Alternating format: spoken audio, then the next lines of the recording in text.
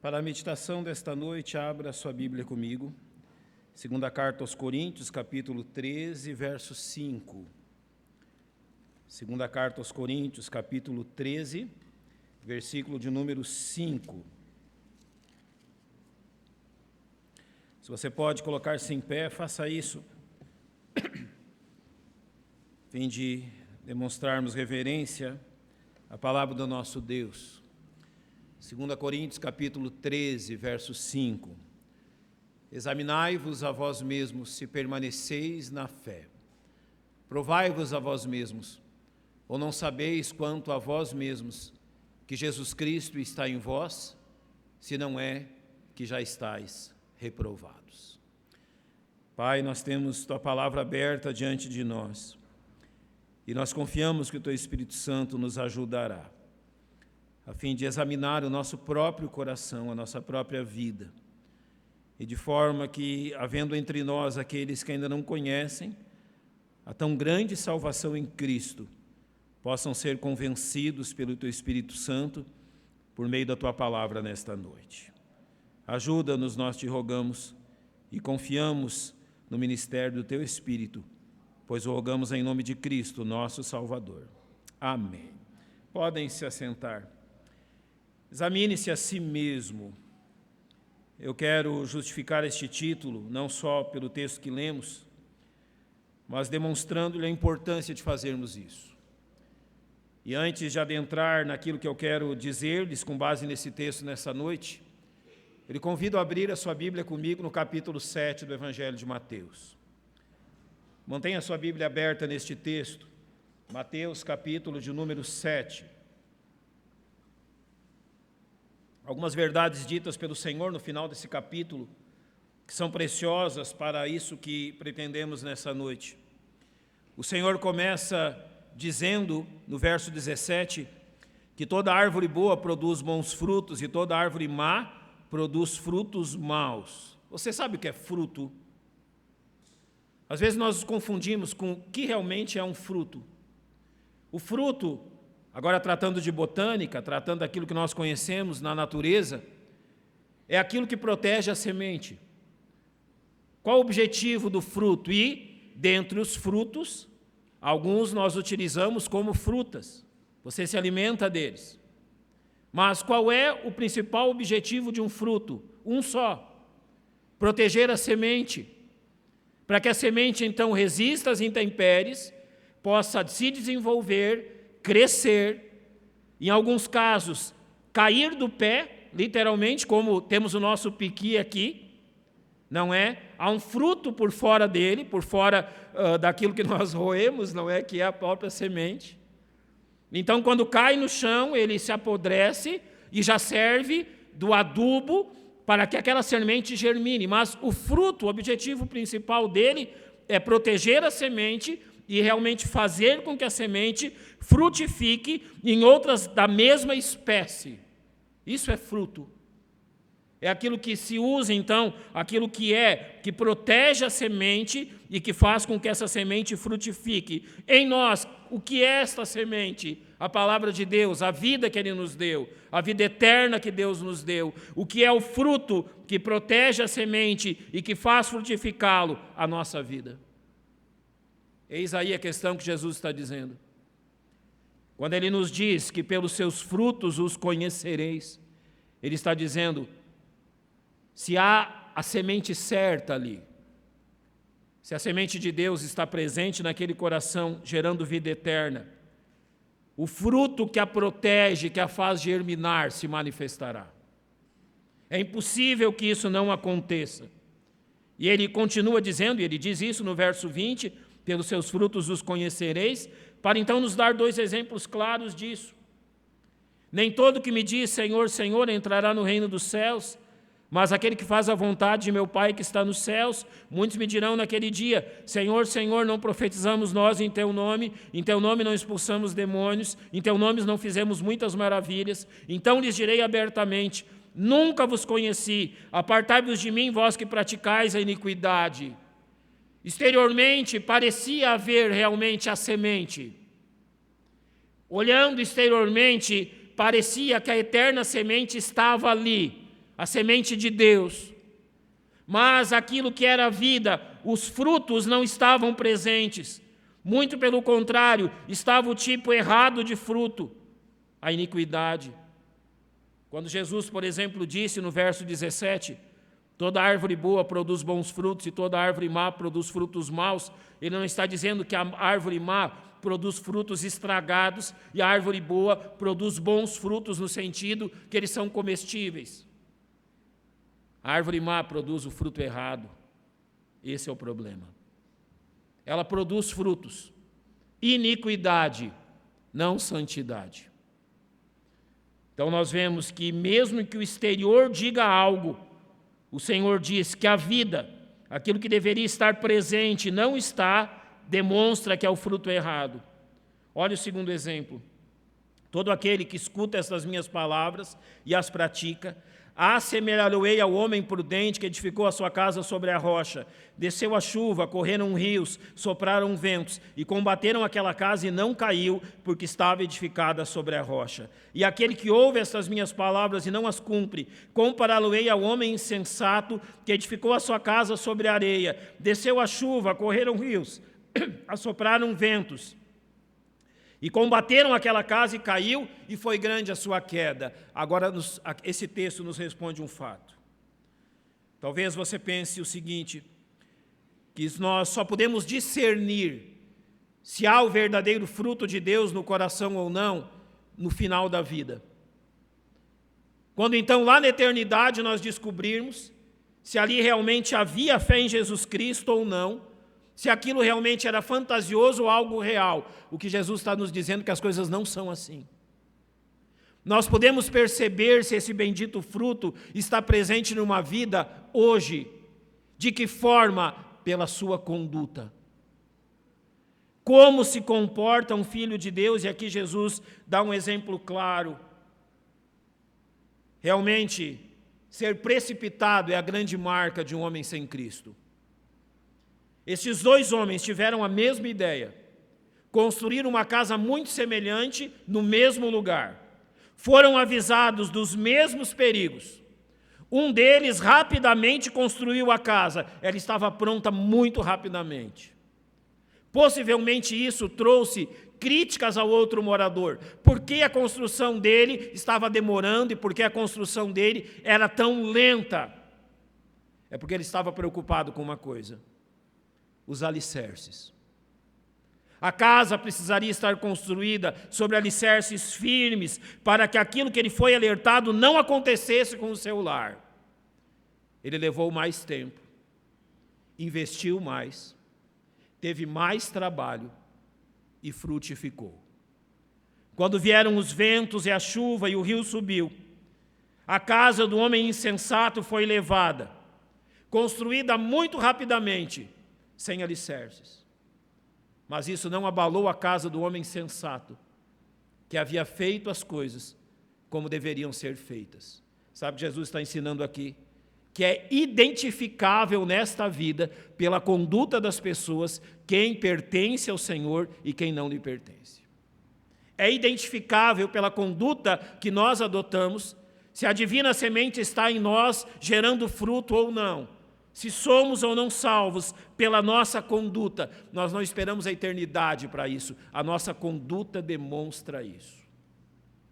Ao propor-lhes o título, Examine-se a si mesmo, eu quero lhe propor 4 questões que examinam a nossa vida, a fim de sabermos se estamos verdadeiramente em Cristo. Por último, eu quero lhe citar porque isso é tão importante. Porque é tão importante examinar a nossa própria vida. E eu vou citar, primeiramente, 4 áreas, 4 questões bíblicas onde nós devemos examinar o nosso viver. O primeiro deles é o nosso relacionamento com Deus. Como se dá o seu relacionamento com Deus hoje? Como é a sua vida com Deus? Eu quero demonstrar-lhe 2 coisas. Como alguém que não conhece a Cristo age e como alguém que conhece e tem a Cristo como seu Salvador se comporta. Primeiramente, como o ímpio se comporta em relação a Deus. Romanos 1:21 diz claramente: porquanto, tendo conhecido a Deus, não glorificaram como Deus nem lhe deram graças. Há duas coisas que marcam um homem ímpio. Ele jamais reconhece a glória de Deus. Ele jamais reconhece a soberania de Deus. Ele jamais reconhece realmente a majestade de Deus. Ele não se alegra por quem Deus é. Para ele realmente não há satisfação nenhuma em Deus. Deus não simboliza e não significa absolutamente nada para ele. E isso leva a uma segunda questão. Ele absolutamente não encontra motivo nenhum para agradecer a Deus por qualquer coisa. Ele não dá graças a Deus. Ele realmente não reconhece que Deus é a razão da vida dele e que Deus é a razão de todo o bem que ele tem colhido na sua vida. Ele não reconhece que ele está vivo pela misericórdia de Deus. Ele não reconhece a majestade de Deus e não reconhece a bondade de Deus. Mas olhe nos Salmos, qual é a atitude dele no Salmo 2. Os reis da terra se levantam, e aqueles simbolizam todos os homens. Os governos consultam juntamente contra o Senhor e contra o seu ungido, Jesus Cristo, dizendo: rompamos as suas ataduras, sacudamos de nós as suas cordas. A única coisa que o ímpio quer em relação a Deus é que Deus não atrapalhe os seus planos. É a única coisa. Ele quer Deus longe da sua vida. Rompamos as suas ataduras, sacudamos de nós as suas cordas. É assim que ele vê Deus. Ele estará feliz e alegre se Deus não atrapalhá-lo nos seus objetivos. Ele estará contente se Deus não se envolver na vida dele. Agora, ao contrário, como se comporta um filho de Deus? Olhe para Romanos 5,10. Porque se nós, sendo inimigos, fomos reconciliados com Deus pela morte do seu Filho, muito mais, tendo sido já reconciliados, seremos salvos pela sua vida. O que nos separava de Deus? Os nossos pecados. O que Jesus Cristo fez? Nos perdoou, nos reconciliando com Deus. Ou seja, a amizade e a comunhão entre Deus e seus filhos. Os seus filhos têm prazer na comunhão com o seu Pai. Os seus filhos têm prazer em elogiar o seu pai. Eles têm prazer em agradecer ao seu pai. Eles têm prazer em todos os momentos que se abre a oportunidade de reconhecer quão grandioso é o seu pai, quão maravilhoso é o seu Pai Celeste. Eles acordam se recordando das bênçãos de seu Pai Celeste. Eles rogam ao Pai Celeste que os guarde durante o dia. Eles se alimentam antes sem realmente agradecer a Deus pelo alimento que está diante deles. E tudo isso porque o pecado foi tirado entre eles e seu pai, e eles estão reconciliados com ele. É assim que vive um filho de Deus. Na segunda carta aos Coríntios, capítulo 5, Paulo vai acrescentar nos versos 18 e 19, que tudo isso provém de Deus, que nos reconciliou consigo mesmo por Jesus Cristo e nos deu o ministério da reconciliação. Isto é, Deus estava em Cristo reconciliando consigo o mundo, não lhes imputando seus pecados, e pôs em nós a palavra da reconciliação. Os filhos de Deus não só glorificam e exaltam a seu Deus, não somente agradecem ao seu Deus por aquilo que o seu Deus tem feito, mas eles incentivam outros, através de Cristo, também virem a Deus. Eles elogiam o seu Deus. Eles realmente reconhecem quão maravilhoso é este Deus, a ponto de fazer aquilo que Paulo diz na carta aos Romanos, capítulo 12. Rogamo-vos, pois, irmãos, pela compaixão de Deus, que apresenteis os vossos corpos em sacrifício vivo, santo e agradável a Deus. Ele está dizendo, olha, aquele que pertence ao Senhor, que conhece a Deus, ele apresenta o seu próprio corpo, os membros do seu corpo, a servirem e a glorificarem Deus. E mais do que isso, eles provam de algo realmente maravilhoso. Eles não se conformam com este mundo, mas estão sendo transformados em seu entendimento para o quê? Para que eles experimentem qual seja a boa, agradável e perfeita vontade de Deus. Eu já disse a vocês que eu nunca vi algo e jamais verei. Eu jamais verei alguém, nesta vida ou na eternidade, que tenha se arrependido de ter crido em Jesus Cristo. Jamais verei, nem aqui nem na eternidade, um homem ou uma mulher que diga, não valeu a pena crer em Cristo e ser reconciliado com Deus. no seu relacionamento com Deus, os filhos de Deus o têm como o bem mais precioso que possuem. Algo que eles estariam prontos e estão prontos a abrir mão de qualquer coisa em prol da sua relação paterna com seu Deus. O primeiro exame é: quem é Deus para você? Aonde está Deus na sua vida? Como que você o vê? Como que você manifesta a Ele a sua gratidão? Como que você encara a pessoa de Deus? E como no seu coração você observa quem é Deus? Deus tem sido um atrapalho? Deus tem sido aquilo que impede que você obtenha aquilo que você deseja? Ou Deus tem sido a única razão do seu viver? Você é grato a Deus por aquilo que Ele tem feito por você? Porque é exatamente isso que diferencia incrédulos e crentes. E é por aí que nós devemos começar o exame do nosso coração. Em segundo lugar, o nosso exame agora passa do nosso relacionamento com Deus para o relacionamento com o nosso próprio pecado. Você já observou o que Deus significa na sua vida? Agora eu gostaria que você pensasse sinceramente naquilo que o pecado significa na sua vida. Olhando para o homem sem Cristo, João 3,19 diz assim sobre ele: e a condenação é esta, que a luz veio ao mundo, e os homens amaram mais as trevas do que a luz, porque as suas obras eram más. Qual é o relacionamento de um homem sem Cristo com o pecado? O pecado é aquilo que ele mais ama. O pecado é aquilo que ele jamais aceitaria perder nesta vida. O pecado é o seu maior bem, o seu maior prazer, o seu maior desejo. O pecado é e ocupa os seus sonhos. Os pecados ocupam o seu planejamento. O pecado ocupa todos os seus dias, as 24 horas do dia, os 60 minutos de cada hora, os 60 segundos de cada minuto. Só há o pecado no seu coração. Ele ama o pecado e, mais do que amar o pecado, ele incentiva o pecado. Olhe para Romanos 1,32. Os quais, conhecendo o juízo de Deus, que são dignos de mortos que tais coisas praticam, não somente os fazem, mas também se agradam do que os fazem. Pecadores amam a companhia de pecadores. Homens rebeldes contra Deus amam a companhia de outros homens rebeldes contra Deus. Homens que amam o pecado amam e preferem a companhia daqueles que também amam o mesmo pecado. Por quê? Qual o comportamento deles? Olhe para Efésios 4,19.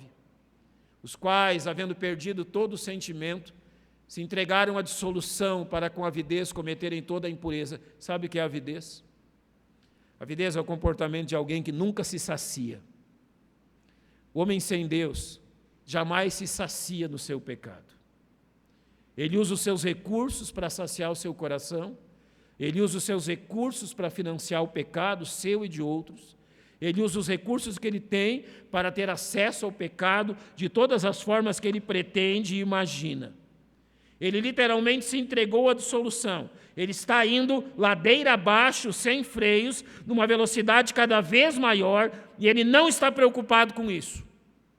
Ele ama isso, é uma vida de aventura. É uma vida realmente de satisfação. O pecado significa tudo isso para ele. Mas observe, como salvo, observa o mesmo pecado. Em Romanos capítulo 6, versos 20 e 21, Paulo diz: porque quando erais servos do pecado, ele está dizendo assim, lembre antes de você conhecer a Cristo qual era o seu comportamento. Quando estáveis livres da justiça, que frutos tinhas então das coisas que agora vos o quê? Os envergonhais. Sabe quem é o Filho de Deus? É aquele que olha para o passado, para as coisas que ele fez um dia. Olha para o comportamento que ele teve um dia no seu passado. Olha para aquilo que ele agia, a forma que ele agia um dia antes de Cristo entrar na sua vida. Ele não tem orgulho de nada disso. Ele se envergonha de tudo aquilo que ficou no passado.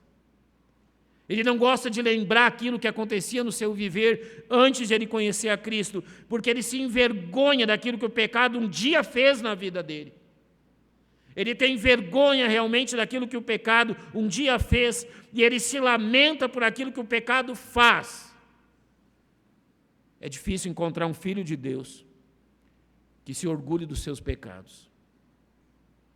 Você já imaginou um filho de Deus se orgulhando das suas atitudes contra o seu Deus? Você já imaginou um filho de Deus se orgulhando de vícios? Um filho de Deus se orgulhando de imoralidade? Um filho de Deus se orgulhando de ganância, de vaidade? A Bíblia está dizendo que os verdadeiros filhos de Deus se envergonham dessas coisas. E o que eles fazem com os pecados hoje na sua vida, um exemplo está em Atos capítulo 19. E muitos dos que tinham crido vinham confessando e publicando os seus feitos. Orgulhando-se deles? Não.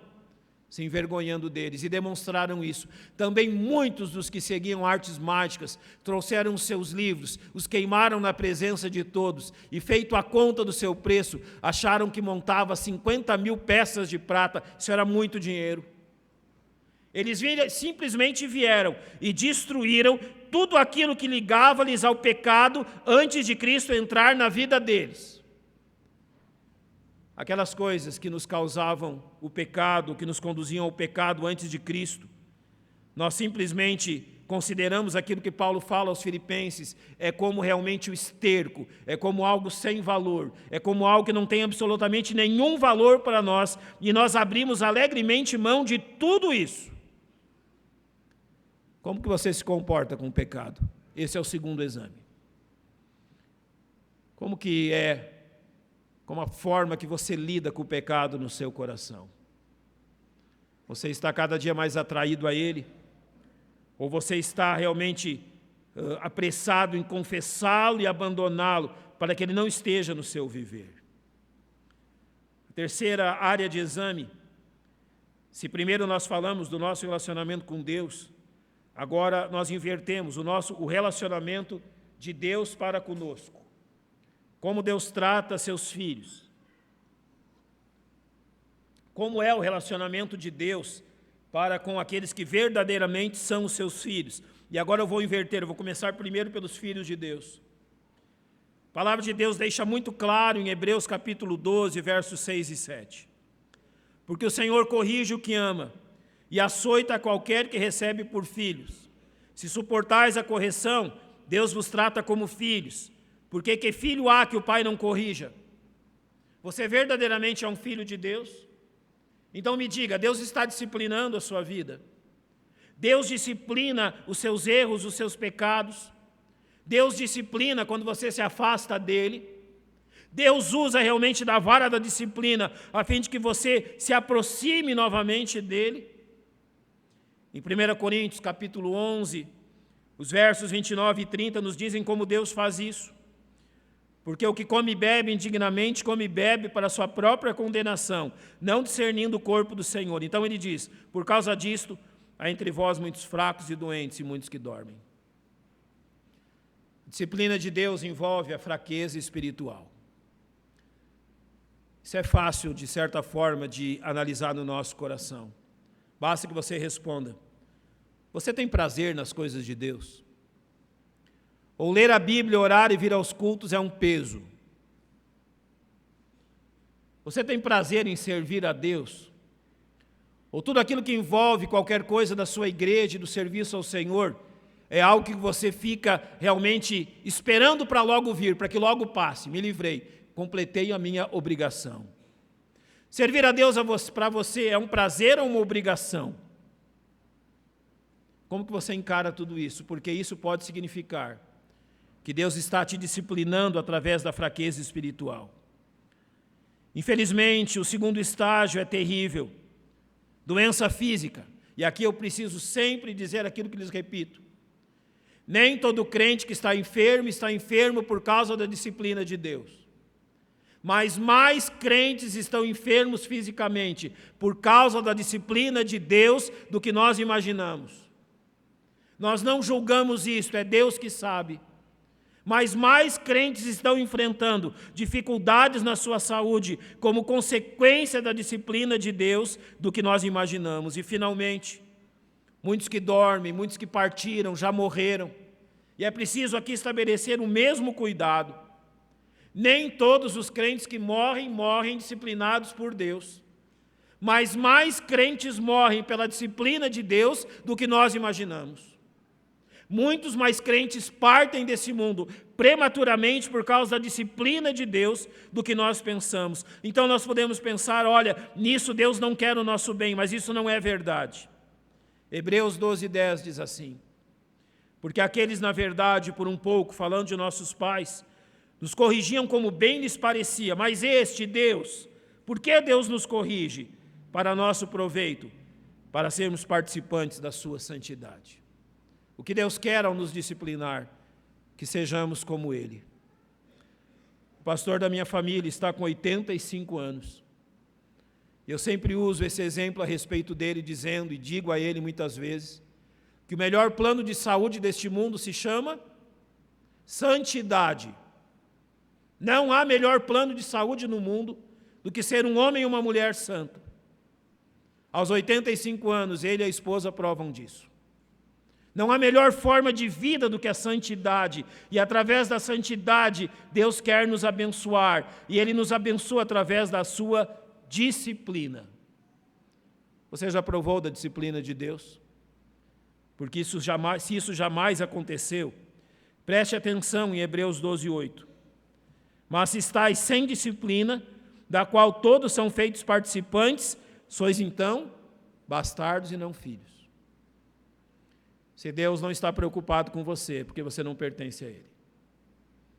E ao invés de Deus estar preocupado com você, há um outro alguém que está preocupado com você. E ao falar em João 8 sobre isto, Jesus olhou para os fariseus e disse: vós tendes por pai a quem? Ao diabo. Se não há disciplina na sua vida, acontece aquilo que Romanos capítulo 1, versos 24, 26 e 28 dizem. Por isso também Deus os entregou ao desejo de seus corações, à imundícia. Por isso Deus os abandonou às paixões infames, podres.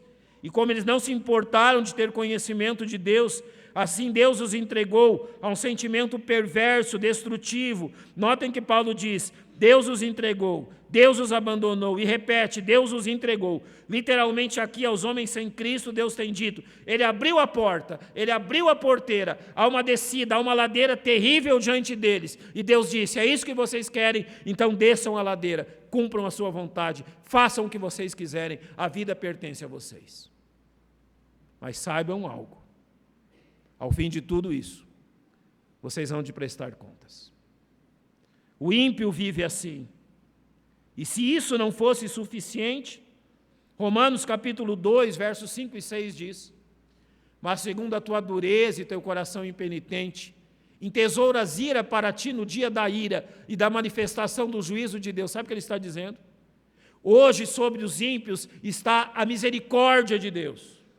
Deus estabeleceu uma trégua, Deus não está punindo os homens ímpios, mas vai chegar um dia em que Ele vai punir. Então Ele está dizendo que esses homens, ao manterem-se em seu pecado, entesouram ira para o dia da ira. Sabe o que significa? Eles estão acumulando ira diante deles. No Evangelho segundo João, o Senhor Jesus diz que aqueles que rejeitam a salvação nele, a ira de Deus sobre eles permanece. A ira de Deus está sobre a cabeça desses homens. E ela só não cai sobre eles porque Deus é misericordioso. Mas quando Deus tirar essa misericórdia, a ira vai cair sobre eles e vai esmagá-los. É isso que vai acontecer. Esta é a marca dos homens ímpios. Aos santos, Deus tem disciplinado. Aos ímpios, Deus tem deixado que sigam o seu caminho. O quarto e último teste, podemos dizer que é um teste final. E a quarta e última pergunta de exame do seu coração é: o que alegra a sua vida? O que lhe traz felicidade? Tem gente que fica feliz diante de um belo prato de macarrão. Não digo que isso é ruim. Um arroz com piqui, maravilhoso. Não é pecado se alegrar com a comida. Não é isso que a gente está dizendo. Outras pessoas se alegram diante de um bom dia de descanso. Isso não é pecado, gente. Entendam bem o que eu estou lhes dizendo. Há coisas que nós nos alegramos e que são lícitas por si só. Mas olhe principalmente para os ímpios e aquilo que alegra o coração deles. Salmo capítulo 10, verso 3, porque o ímpio gloria-se no desejo da sua alma, bendiz o avarento e renuncia ao Senhor. Literalmente ele está dizendo aqui que a alegria, que a glória dele é aquilo que a alma dele deseja e que ele alcança, por pior que seja isso, por mais terrível que seja isso. Sobre isso é fácil lembrar da parábola do homem rico, que disse assim à própria alma: e direi à minha alma, alma, tens em depósito muitos bens para muitos anos, descansa, come, bebe e folga.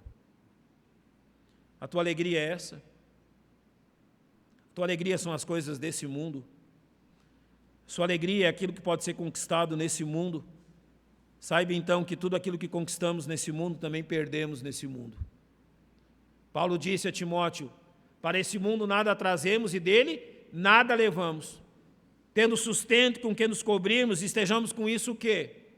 Contentes, alegres, satisfeitos. Um homem sem Cristo jamais vai se alegrar nisso. Cristo jamais será o seu maior tesouro. A vida eterna jamais será a sua maior glória. As coisas de Deus não são a sua glória. Eles adoram o ventre, o próprio desejo. Ao contrário dos santos, olha o que diz Romanos capítulo 5, versos 1 a 3. Tendo sido, pois, justificado pela fé, nos gloriamos na esperança da glória de Deus, e não somente isto, mas também nos gloriamos nas tribulações. Notou o que ele disse? A alegria de um santo está na eternidade, e só os santos têm a capacidade de se alegrar nas coisas difíceis que acontecem na sua vida. Nos gloriamos nas tribulações. Somente aqueles que pertencem a Cristo se alegram nas lutas e dificuldades deste mundo. Assim disse Pedro na sua primeira carta, no capítulo 4. Se pelo nome de Cristo sois vituperados, envergonhados, felizes vocês são. São felizes se pelo nome de Cristo as pessoas estão zombando de vocês. O Senhor vai dizer no Evangelho segundo Mateus, capítulo 5, vocês são felizes quando vos injuriarem e perseguirem, e mentindo disserem todo o mal contra vós por minha causa. Então ele diz: exultai e alegrai-vos, porque é grande o vosso galardão no céu. Sabe o que ele está dizendo aqui? Que quando este mundo lhe perseguir por causa de Cristo, saiba que você está no caminho certo. Quando este mundo te humilhar por causa de Cristo, saiba que você está no caminho certo. Quando este mundo realmente lhe trazer prejuízo pelo seu lugar em Cristo, saiba que você está no lugar certo. Quando a sua família que não conhece a Cristo lhe nega por causa de Cristo, saiba que você está no lugar certo. Quando lá na faculdade ninguém se relaciona com você e as pessoas zombam de você pelo seu comportamento cristão, saiba que você está no caminho certo. Quando lá no seu trabalho você não ganha realmente uma promoção ou não é tratado da mesma forma das pessoas que se alegram no pecado, saiba que você está no caminho certo. Você não está errado. Errados estão eles. O Senhor disse em Mateus 7, estreita é a porta, apertado o caminho que conduz à vida, mas o caminho que conduz à morte é como? A porta é espaçosa, o caminho realmente suficiente para muita gente. Essa ilustração de Mateus 7 nos lembra que nós vamos encontrar pouca gente no caminho apertado, mas haverá uma multidão no caminho espaçoso. Em Filipenses 4:4, Paulo resume isso dizendo: regozijai-vos sempre em quem? No Senhor. Só Ele é capaz de nos fazer regozijar numa vida de dores, assim como foi a vida dele. Agora, usando esses 4 exemplos, eu quero terminar lhe dizendo porque isso é tão importante. O texto que eu citei de Mateus 7 diz exatamente o seguinte: entrai pela porta estreita, porque larga é a porta, espaçoso o caminho que conduz à perdição. Muitos são os que entram por ele. E porque estreita é a porta e apertado o caminho que leva à vida, e poucos há que a encontrem. Em relação ao salvo, se você conhece a Cristo, examinar o seu coração é importante, porque aquilo que a Bíblia nos diz é que religioso algum entrará no céu, mas apenas aqueles que foram comprados pelo sangue de Cristo entrarão lá. Jesus disse assim: porque vos digo que se a vossa justiça não exceder a dos escribas e fariseus. Você entendeu o que significa isso?